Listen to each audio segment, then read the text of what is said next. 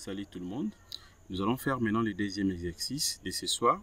Voilà, donc c'est la même question et nous allons trouver les éléments de réduction, c'est-à-dire les réactions appuis, effort tranchant ainsi que le moment fléchissant. Mais sauf que la structure change. Les cas que nous allons traiter pour le deuxième exercice, donc nous allons traiter les cas d'input sur des appuis simples, voilà, mais dont la charge est concentrée. Voilà, donc c'est ce que nous allons faire tout à l'heure. Et les titres de cette formation, donc c'est tout simplement poutre sur des appuis simples ayant une charge concentrée P. Voilà, donc la charge concentrée P est là. Donc c'est ce que nous allons faire. Donc je vais premièrement calculer d'abord les réactions aux appuis. Nous allons procéder de la même façon. Nous allons faire d'abord la première partie, donc c'est la partie analytique. Et la seconde partie maintenant, nous allons passer directement à la pratique sur robot structural analysis. Voilà. Et les premiers points, je vais commencer d'abord par les réactions aux appuis. Voilà comment je vais faire ça. Je viens ici. Donc, premier point. Donc, réactions aux appuis. Je peux écrire comme d'habitude. Réaction.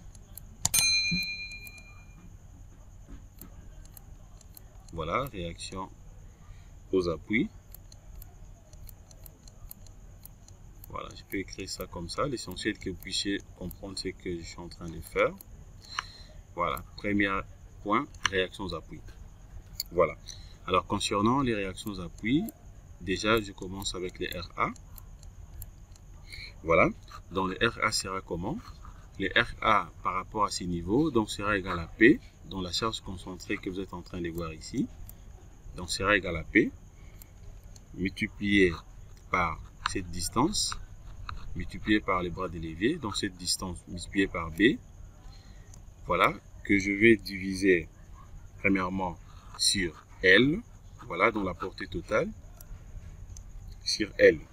Donc ça, c'est tout simplement pour trouver la valeur des RA. Voilà, et maintenant le RB, le RB sera égal à combien? Sera égal toujours à P, mais que je vais multiplier par les bras de levier de la partie gauche, c'est-à-dire que je vais multiplier par A, le petit a, que je vais diviser tout simplement par L. Voilà, donc ça c'est la formule pour calculer donc les réactions aux appuis au point A, tout comme au point B. Voilà, donc je vais premièrement remplacer donc directement les charges que vous êtes en train de voir ici par des valeurs, de manière à ce que nous puissions donc travailler directement. Voilà, par rapport à ces cas ici, donc je prends le P que je vais utiliser ici. Je peux prendre P égale à combien ici? Bon, je prends P égale à 7 kN. Voilà, donc je prends P égale à 7 kN. Voilà. Et la portée ici, je peux prendre une portée de combien? Je prends une portée de 15 mètres. Je vais travailler avec une portée de 15 mètres. Alors, le B ici, le petit B sera égal à combien? Étant donné que la grande portée est égale à 15 mètres, donc je prends le B égal à 10 mètres. Voilà, et le petit A, je prends égal à 5 mètres. Voilà, donc le cumul, ça fait directement 15 mètres. Je rentre directement ici. Voilà. Alors, je peux directement remplacer à partir d'ici. Donc, ça dit le P, c'est la charge concentrée ici. P sera égal à 15. Il sera égal à 7 plutôt, 7 kN. Voilà, que je vais multiplier par B. B qui est égal à 10. Donc, multiplié par 10 mètres. Que je vais diviser par la portée totale qui est de 15 mètres. Voilà. Qui est égal à 15 mètres. Voilà, donc le mètre tombe. Voilà, donc je multiplie 7 multiplié par 10, ça fait combien? Ça me fait directement 70. Donc j'aurai 70 kN. Voilà, que je vais diviser maintenant par 15. Voilà, je vais calculer ça rapidement ici. Je calcule ça rapidement, ça va me faire, je crois, 4,65 ou 60 quelques comme ça. Donc, je calcule pour avoir la précision. Donc, j'aurai 70 divisé par 15. Voilà, donc ça fait 4,67. Voilà, 4,67 kN que je viens de trouver la valeur de RA. Voilà, je vais calculer aussi la valeur de RB. Je vais tout simplement remplacer. J'aurai donc 7 kN. Pour RB, ça fait donc 7 kN que je vais multiplier par les petits a. Les petits a ici, c'est 5 mètres. Donc ça sera multiplié par 5 mètres que je vais diviser par la portée totale. Ça fait donc 15 mètres. MM part. Je reste avec combien?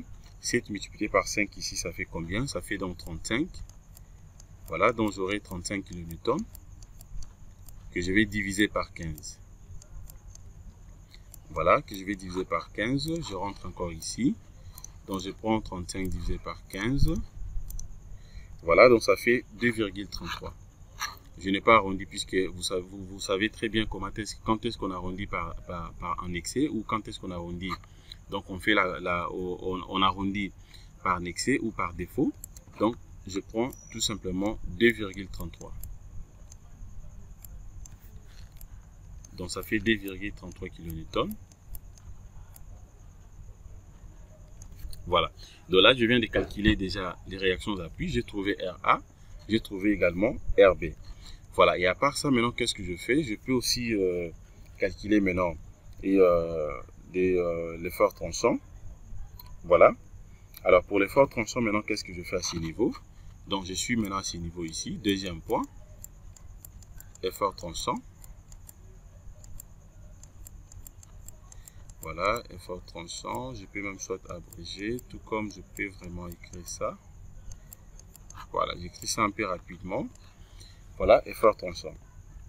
Alors à ce niveau, maintenant, qu'est-ce que je fais ici? Et je vais premièrement tracer d'abord les diagrammes. Alors comment je vais tracer les diagrammes? Je viens d'abord ici, je vais tracer d'abord la ligne de référence. Je suis là. Alors, à ce niveau ici, j'ai une force qui vient de haut vers le bas. Donc, les points de la force, je considère que c'est ces points.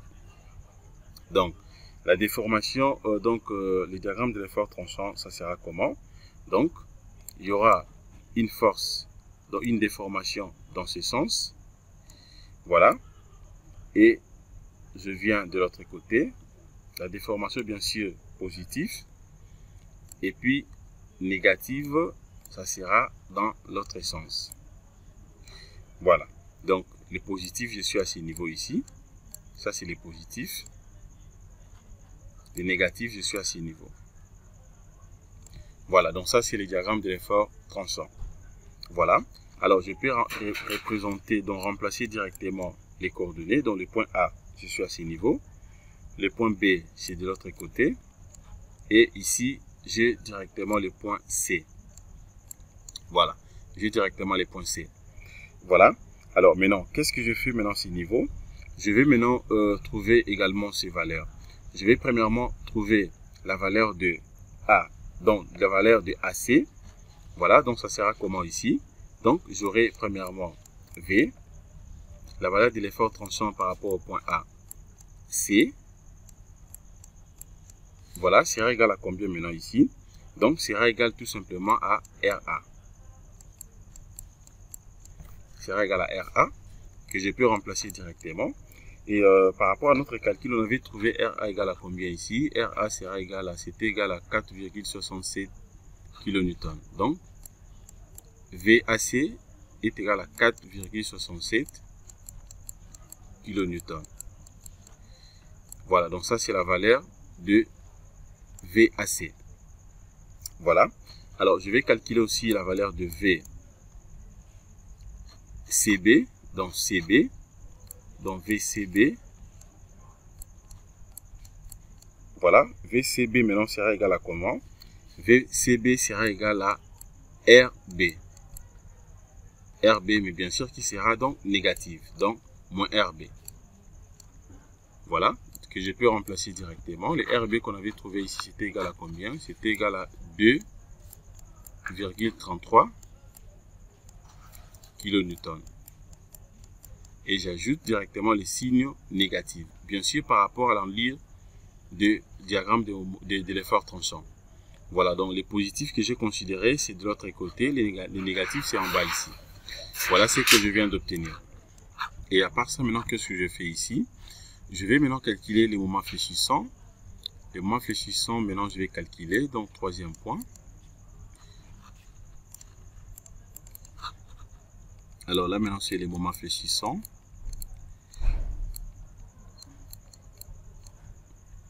Voilà. Je peux écrire tout simplement moment de flexion, c'est la même chose. Voilà, moment de flexion, donc c'est les moments fléchissants. Voilà. Alors maintenant, à ce niveau, lire le moment fléchissant, c'est très simple. Alors déjà, nous voyons que nous avons une force concentrée à ce niveau. Donc, je trace d'abord la ligne de référence. Voilà. Donc la force, c'est à ce niveau ici. Donc il y aura directement une déformation à ce niveau. Donc voilà l'enlire de moment fléchissant. Voilà. Ça c'est le moment fléchissant que je peux aussi soit remplacer directement ces valeurs, c'est-à-dire les points A. Je suis ici, les points B de l'autre côté et les points C maintenant. Donc ça sera à ce niveau. Voilà. Voilà ce que je viens d'obtenir à ce niveau. Tout comme je peux ou ne pas représenter les points C. Voilà, à ce niveau ici, je pourrais directement représenter dans la valeur max. Voilà, donc c'est ça. Alors, s'il faut calculer maintenant le moment fléchissant, qu'est-ce qu'il faut faire au moins? Donc, le moment fléchissant max dans le MO, M0, voilà, sera égal à combien? Sera égal premièrement donc P, la force concentrée, multiplié par A dans le bras de l'évier à gauche, multiplié par B, voilà, donc divisé par L, qui est bien sûr la grande portée. Alors, je peux remplacer directement. Le P que nous avons ici, c'est est de combien ici? Le P est de 7 kN. Voilà, donc je prends 7 kN, multiplié par 5 mètres, multiplié par 10 mètres, sera divisé donc sur 15 mètres. 15 mètres. Donc, il y a MM qui part. Voilà, donc ça donne quoi maintenant ici? Je peux directement remplacer. Donc, cela revient à dire ici, MO sera égal à combien? Donc, je prends 7 multiplié par 5. Déjà, ça fait 35. Multiplié par 10. Donc, ça fait 350. Voilà, donc ça fait 350. 350 kN mètres que je vais diviser par 15. Voilà, 350 divisé par 15, ça fait combien ici? Je calcule ça rapidement. 350 divisé par 15, voilà, ça fait 23,33. Donc ça fait 23,33 kN mètre. Donc voilà la valeur de moment fléchissant max que je viens de trouver ici. Voilà. Alors ça c'est le max. Mais par contre ici, supposons que donc vous avez la possibilité aussi de calculer au fur et à mesure vous évoluez. Alors je peux supposer ici. Donc par contre la formule peut changer si par contre vous uniformisez par exemple la valeur de A et la valeur de B. Voilà. Comment est-ce que vous pouvez faire ça? Alors, si par exemple, je suppose, si par exemple A est égal à B, supposons que A est égal à B, cela revient à dire quoi? C'est-à-dire, L sera égal à 2. Voilà, donc c'est-à-dire que si A, en supposant que A est égal à B, cela revient à dire également L sera égal à D. Alors, maintenant, dans ce cas, comment est-ce que vous allez calculer maintenant les réactions d'appui? C'est-à-dire les RA maintenant, les RA aussi va changer, c'est-à-dire le RA sera égal à P divisé par D. Sera égal à P divisé par D. Alors là aussi, vous aurez encore quoi? Les moments maintenant, le moment max aussi va changer. Donc le moment max maintenant sera égal à P. Donc c'est-à-dire la force concentrée ici sera égal à P multiplié par la grande portée L que vous allez diviser par 4. Donc ça sera divisé par 4. Voilà, donc c'est par cette formule que vous aurez la possibilité d'obtenir le moment max. Voilà. Et à part ça aussi, vous pouvez voir même calculer aussi la flèche. Donc là, vous aurez tout simplement, ça sera donc P multiplié par L au cube. Voilà, donc 48 et I. Voilà. Ça, c'est tout simplement si vous voulez vérifier par la main. Donc, vous avez la possibilité de supposer que A égale à B et puis vous remplacez par les formules que je viens de mettre ici. Vous allez voir tout simplement à quoi ça ressemble. Donc, jusque-là, nous venons donc d'obtenir déjà les valeurs des réactions aux appuis. Nous avons les valeurs de l'effort tranchant. Nous avons également les valeurs de moment fléchissant. Voilà, donc nous allons passer directement à la deuxième partie, de manière à ce que nous puissions faire directement donc la pratique. Voilà, donc je viens directement ici, je prends le logiciel Robot Structural Analysis. Comme d'habitude, je commence d'abord par la vérification de unités. Je viens ici, je prends les préférences de la tâche. Voilà, je suis en train d'utiliser, de travailler toujours avec les kilonewtons.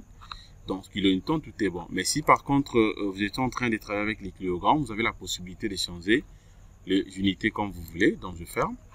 Alors, je viens ici, je prends directement ligne de construction. Je vais faire ça un peu rapidement puisque je suis un tout petit peu fatigué. Voilà.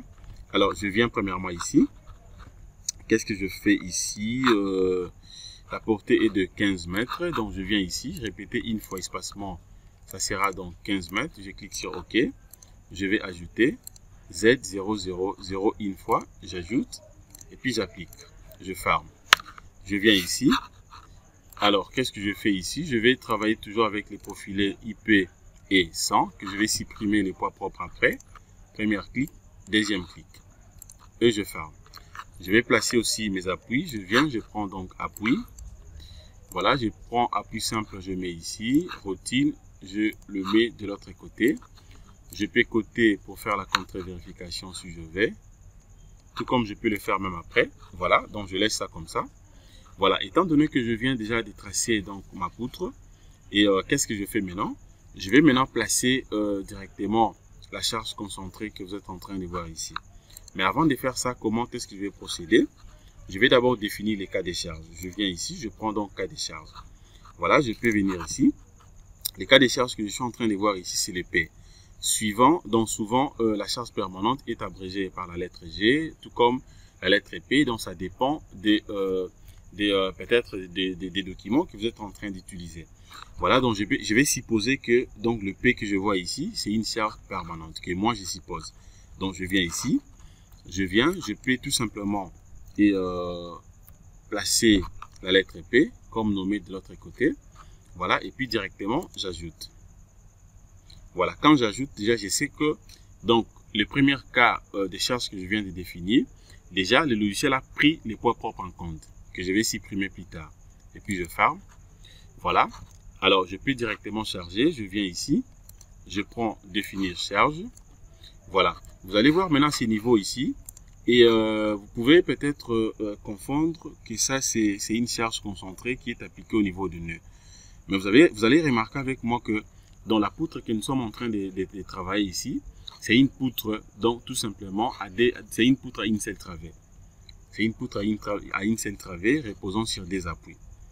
Donc, au milieu ici, il n'y a pas un nœud. Donc, ça ne sert à rien de créer un nœud ici, mais je vais placer directement donc cette charge. Donc, je ne peux pas utiliser donc le nœud à partir d'ici. Je viens ici, je vais prendre premièrement barre. Et puis, je viens ici, je prends donc force ou moment sur barre. Je clique. Voilà. Alors, à partir d'ici, maintenant, qu'est-ce que je fais? Je viens ici sur Z. La valeur est de combien? Est de 7 kN.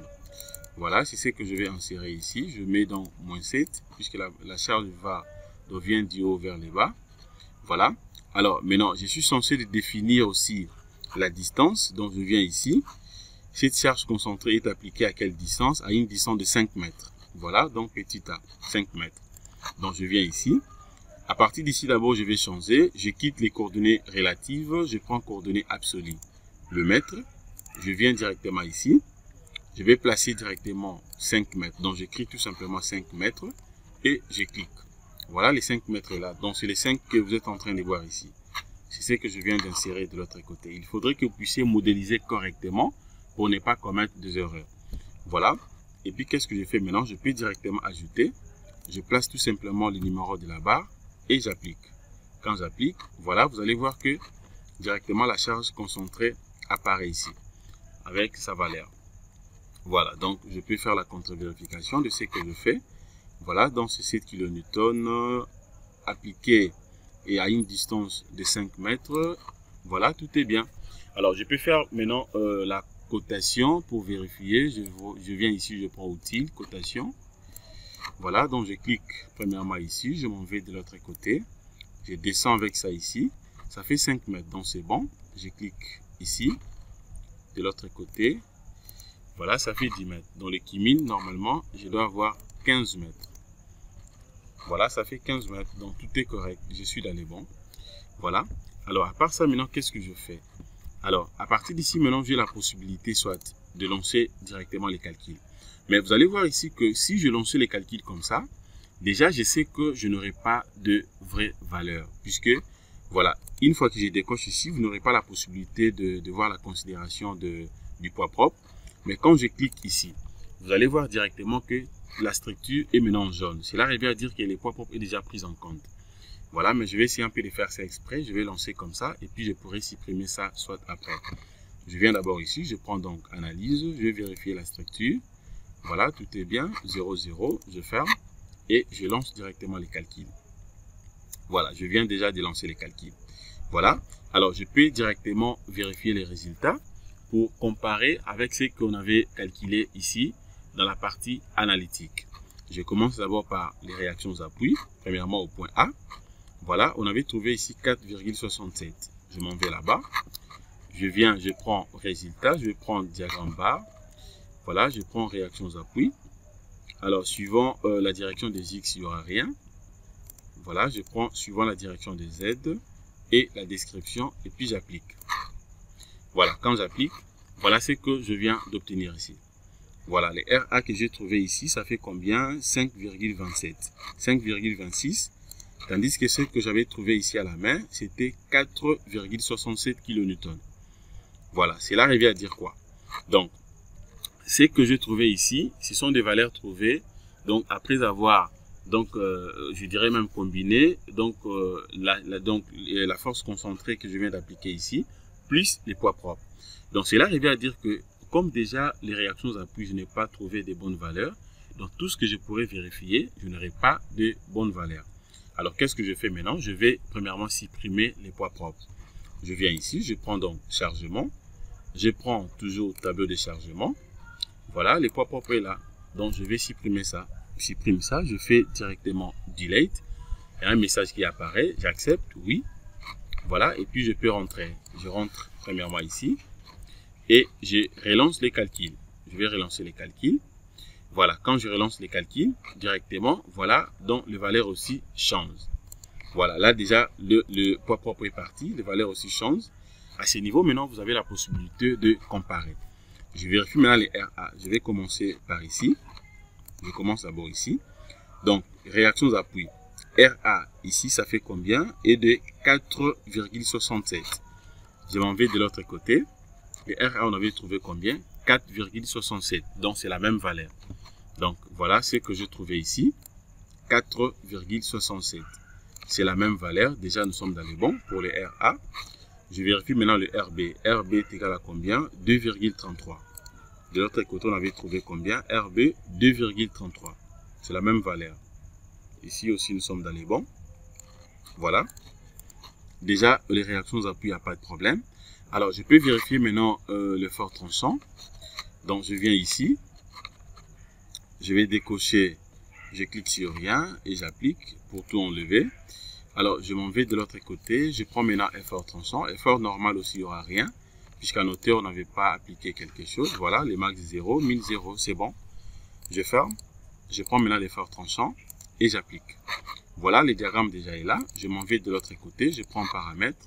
Je vais cocher description et puis je prends différentiel. et j'applique à nouveau pour avoir deux valeurs. Voilà ce que je viens d'obtenir. Je commence premièrement par l'enlire de diagramme de l'effort tranchant. Donc je viens ici, je vais comparer les diagrammes. Voilà, donc le positif, c'est de l'autre côté, c'est que moi j'avais considéré. Voilà. Et est-ce que c'est que robot aussi m'a donné ici? Voilà, les positifs, c'est toujours ici. Donc tout est bien. Alors, je vais vérifier aussi les négatives. Les négatives, c'est dans l'autre sens. Les négatifs, je suis là. Voilà, donc ça, c'est les négatifs. Les négatifs, je vérifie. Voilà, les négatifs aussi, c'est bon. Alors, je vérifie maintenant. Je vais vérifier maintenant donc la valeur de l'effort tranchant positif, donc VACC. Donc VAC est égal à combien? C'était égal à RA. La valeur qu'on avait trouvée, c'était combien? C'était donc 4,67. 4,67. Donc c'est la même valeur que RA. Je vais vérifier ici. VAC. Je rentre ici. Voilà, donc VAC. AC, je suis à ce niveau. La valeur, ça fait combien? Et de 4,67. Voilà, donc c'est la même valeur. 4,67 kN. Je rentre ici. 4,67 kN. C'est la même valeur. Je vérifie maintenant le VCB. Je rentre maintenant ici. VCB, ça fait combien? VCB est égal à moins 2,33. Moins 2,33. Je vais rentrer toujours ici. Voilà, VCB qui est égal à RB. Ça fait donc moins 2,33. C'est la même valeur. Voilà, donc jusque-là, nous sommes dans les bons. C'est la même valeur. Donc, ça fait moins 2,33. C'est la même valeur. Donc, nous venons de vérifier aussi l'effort tranchant. Il n'y a pas de problème. Le diagramme, tout est correct. Même aussi de valeur. Voilà. Je vais vérifier maintenant, enfin, donc les diagrammes de l'effort et de moment fléchissant. Voilà, donc moment de flexion. Je viens ici. Je vais rentrer ici.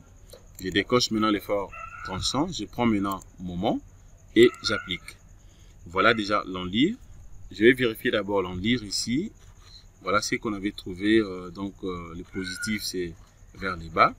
Donc, je viens directement ici. L'enlire. Voilà, donc tout est correct. Voilà l'enlire qu'on avait trouvé des moments fléchissants. Le positif, c'est toujours vers les bas. Voilà. Alors, je vais maintenant vérifier la valeur max ici. La valeur max qu'on avait trouvée est de combien? Et par rapport à ce que nous, on avait calculé, on avait trouvé la valeur max de combien ici?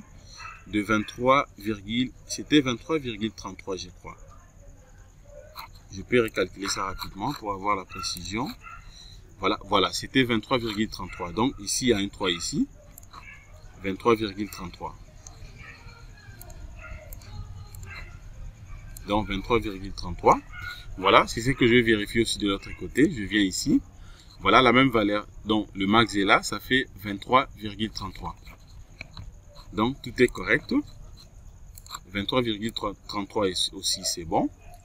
Voilà. Donc tout est bien. Mais par contre, vous avez la possibilité aussi de vérifier à une distance qui varie, comme je vous avais montré là.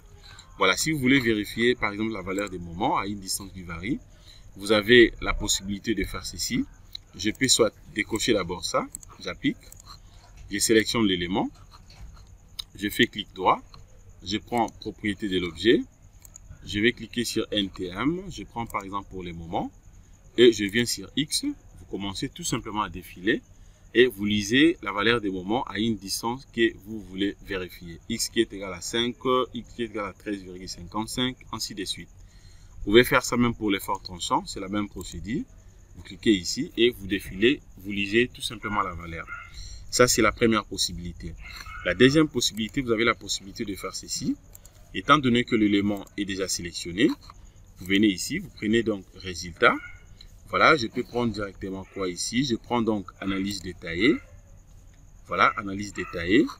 Et puis, je peux cocher la valeur des moments ici et j'applique. Voilà, quand j'applique, ici d'ailleurs, c'est bon puisque vous avez la possibilité de vérifier directement aussi et voir même la valeur de, disons comment, dans le diagramme en question. Donc, vous voyez aussi le diagramme est là.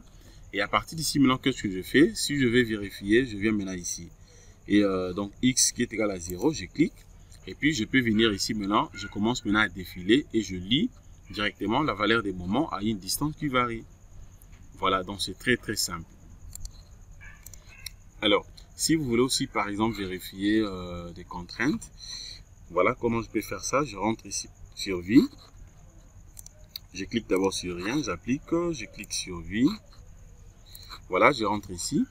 Je peux toutefois faire ceci. Je viens, je prends maintenant résultat, diagramme bar. Alors, je m'en vais jusqu'au fond. Bon, je prends à partir d'ici, je prends contrainte. Voilà, vous pouvez vérifier la contrainte normale, max, et j'applique. Voilà, vous avez directement le diagramme et le valeur. La contrainte mine, j'applique. Voilà ce que j'obtiens. Contrainte déflexion également. Voilà, tout est là. Vous pouvez même vérifier aussi et donc la contrainte de déflexion max et la contrainte de déflexion mine aussi. Et là, même la contrainte de cisaillement. Je prends contrainte de cisaillement. Une fois cliqué, voilà ce que je viens d'obtenir. Voilà. Donc, je crois que nous sommes arrivés à la fin. Alors, ce que je vais tout simplement vous dire, soyez vraiment prudents lorsque vous êtes en train de faire les projets ou de calculer surtout beaucoup plus les éléments. Donc vous devez faire plutôt la résistance de ce matériau de manière à ce que vous puissiez avoir la précision dans tout ce que vous êtes en train de faire. Voilà, merci de votre disponibilité. Passez une excellente soirée. Au revoir.